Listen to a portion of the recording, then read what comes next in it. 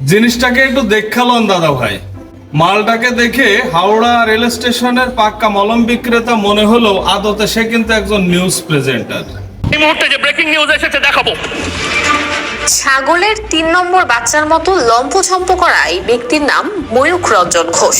বাংলার ছাত্র জনতার আন্দোলনকে জঙ্গিবাদ এবং তালেবানের সাথে তুলনা করে রীতিমতো মুখে ফেনা তুলে ফেলেছেন ভারতীয় গণমাধ্যম রিপাবলিক বাংলার এই সঞ্চালক। এ যেন বাংলাদেশ পরিস্থিতি নিয়ে ভারতীয় মিডিয়ার এক সার্কাস, আর সেই সার্কাসের জোকার বনেছেন ময়ূখ রঞ্জন ঘোষ। এই গান্ডু হাদারাম, তোকে নিউজ প্রেজেন্টার কে হতে বলেছে রে? তুই তো বিক্রি করবি মলম অথবা দাঁতের মাজন। কলকাতার দাদাবাবুদেরকে বলছি, এই মালটাকে আমাদের এদিকে দিয়ে দেন। আমার এখানে কালেক মিয়া শান্তি মলম নামে একটা বিখ্যাত মলম আছে দাদা, ব্যাপক চাহিদা, আগা মাথা পাঁচা চুলকানির ক্ষেত্রে ব্যাপক কাজ করে। এই মলমটা কিছুদিন বিক্রি করার পরে আমাদের দি লায়ন সার্কাস নামে একটা সার্কাস আছে, যেটা হারিয়ে যাওয়ার পথে জোকারের অভাবে ওখানে একটা জোকারের পোস্টে ওকে আমরা অ্যাপয়েন্ট করে দেব দাদা। দারুণ পারফর্ম করবে, আমাদের দি লায়ন সার্কাসের এই ঐতিহ্যটাও টিকে যাবে দাদা।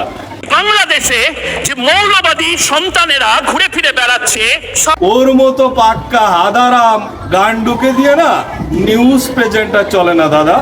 ও তোমাদের মান সম্মান ডোবাচ্ছে, কলকাতার মান সম্মান ডোবাচ্ছে।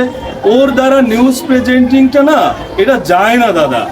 যদি টাকা পয়সার প্রয়োজন হয় এদিকে পাঠাতে বলে দেন, আমরা চাঁদা তুলে আপনাদের ওখানে টাকা পাঠিয়ে দেব। মালটাকে একটু আমাদের এপারে পাঠিয়ে দেন। বাংলা হবে আফগান, আমরা হব তালেবান। একবার এখানে তো আরেকবার ওখানে, ছুটছেন স্টেজের এক প্রান্ত থেকে অন্য প্রান্তে, কথা বলছেন হাত নেড়ে নেড়ে।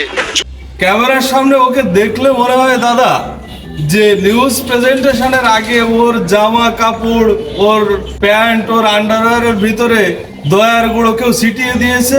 সেই যন্ত্রণায় ও সবসময় মোটামুটি ওর হাত পা গা মাথা পাশা সব চুলকাতে থাকে, আর সেই এক্সপ্রেশন নিয়েও একটা নিউজ প্রেজেন্টেশনে ক্যামেরার সামনে হাজির হয়। আমাদের এখানে না দাদা দারুণ একটা মানসিক হাসপাতালও রয়েছে পাবনাতে। একান্তই যদি না হয় তাহলে ওকে নিয়োগ দেওয়ার আগে আমরা মানসিক হাসপাতালে পাঠিয়ে ওকে কিছুটা সুস্থ করে এনে প্রথমে কিছুদিন ওকে কালেক মিয়ার শান্তি মলম বিক্রি করাবো, তারপরে দি লায়ন সার্কাসের জোকার হিসেবে দারুণ পারফর্ম করবে দাদা। বিষয়টা একটু ভেবে দেখবেন। ওকে না নিউজ প্রেজেন্টার হিসেবে বড্ড বেশি বেমানান লাগে।